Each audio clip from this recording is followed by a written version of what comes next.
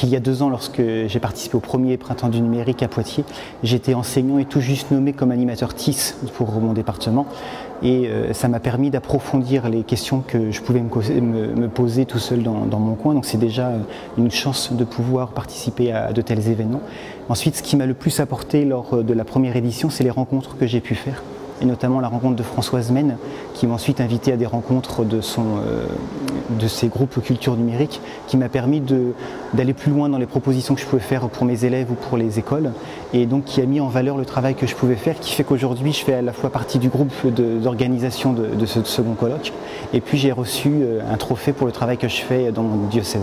L'idée, c'est une initiative d'animation qu'on a prise au niveau du Comité national de l'enseignement catholique, c'est-à-dire qu'on a décidé, en termes de politique éducative, de faire tous les 2 ans un événement national qui draine tous les acteurs qui sont très engagés et puis tous ceux qui ont envie de se lancer. Donc c'est un mouvement dans un univers mouvementé. Voilà. Et cette année, l'idée, ça a été plutôt de travailler autour des grandes mutations qu'apporte le numérique et notamment autour de la question des apprentissages.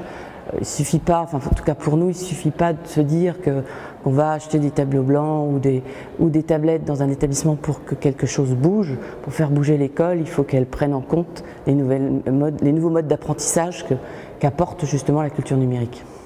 Et ce qu'on a voulu, c'est avoir à la fois des expériences qui se croisent, donc des gens très différents, premier, toujours et second degré, toujours mélangés, pas de clivage, et puis en même temps des mises en situation et des productions.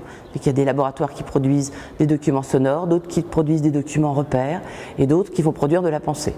Et cette année, donc, on a récompensé 5 collègues, 5 établissements, 5 initiatives qui sont dans ce que nous on appelle le repérage de l'innovation pédagogique. C'est une manière de repérer les explorateurs, les innovateurs, de les encourager et de les reconnaître, parce que la reconnaissance permet de continuer à avancer et de ne pas abandonner aussi, parce que certains osent, puis à bout d'un moment, comme ils ne sont pas reconnus, ils abandonnent.